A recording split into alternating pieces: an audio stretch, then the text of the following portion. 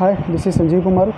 मैं आज आपको साइट विज़िट क्या होता है और कैसे करते हैं इसके बारे में बताना चाहूँगा, जो कि मेरा जॉब प्रोफाइल है। Generally site visits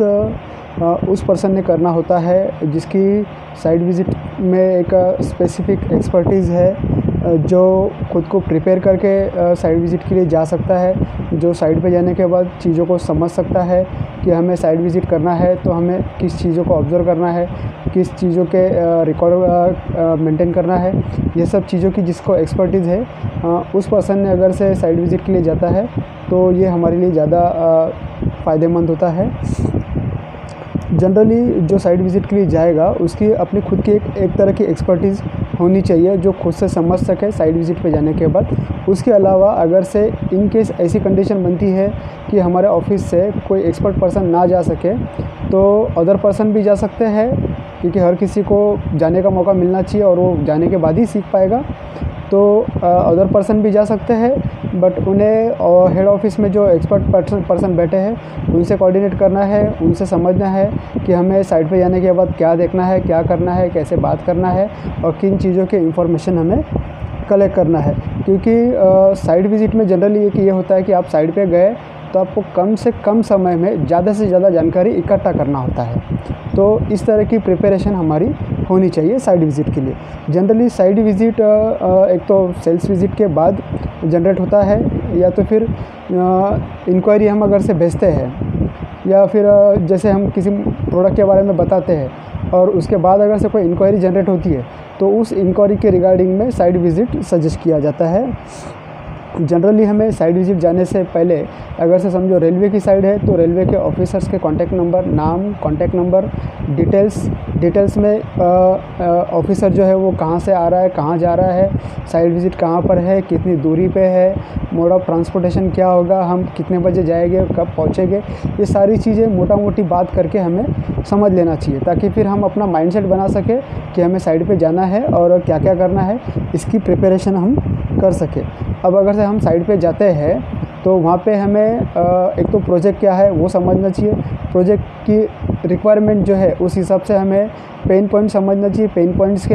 exact pain point के स्नैप्स हमें कवर करना है। उसके अलावा साइट की कुछ बातें हमें कवर करना है, तो उसके लिए हम छोटे छोटे वीडियो बना सकते हैं, ताकि हम अपने ऑफिस में अगर से कुछ डिटेल भेजते हैं, डेटा शेयर करते हैं, तो उन्हें एक मोटा मोटी चीज़ समझ में आना चाहिए कि इस तरह की साइट है, ये प्रोजेक्ट है और इस तरह की पेन पॉइंट है और इसमें हम सॉल्यूशन क्या दे सकते हैं। तो इन्हें उस चीज़ों को समझने के लिए आपके जो स्नैप्स और वीडियोज़ होंगे वो ठीक से उन्हें भेजना ज़रूरी होगा।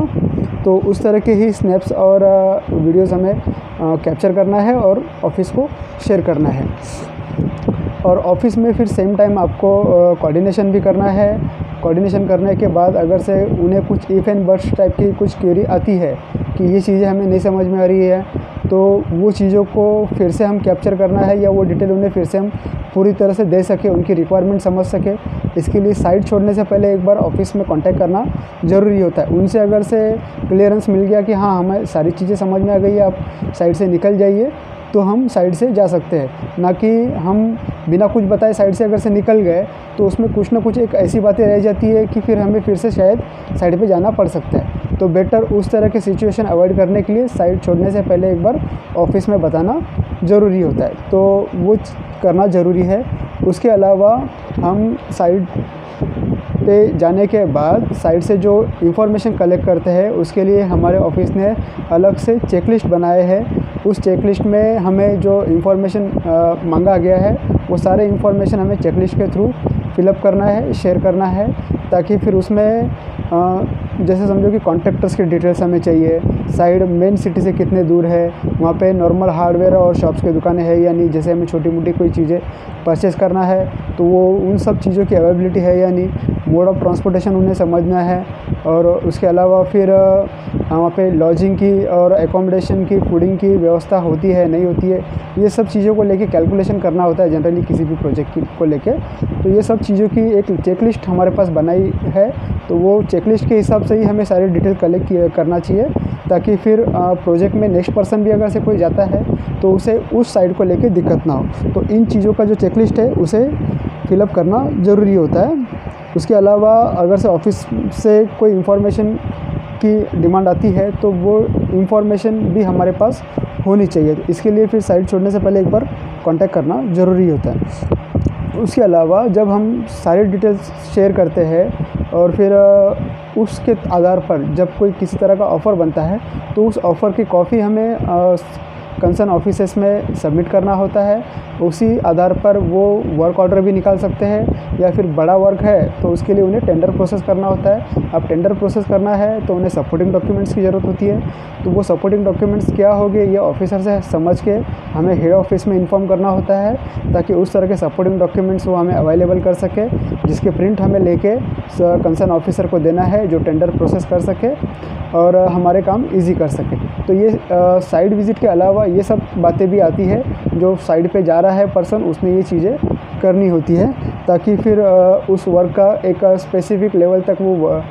काम हम पहुंचा सके, उसके डॉक्यूमेंटेशन क्लियर कर सके और फिर उसके टेंडर में हम कन्वर्ट कर सके, ताकि फिर वो वर्क हमारे हिसाब से वो हम ऑर्डर ले सके और उसको कंप्लीट कर सके। तो इस हिसाब से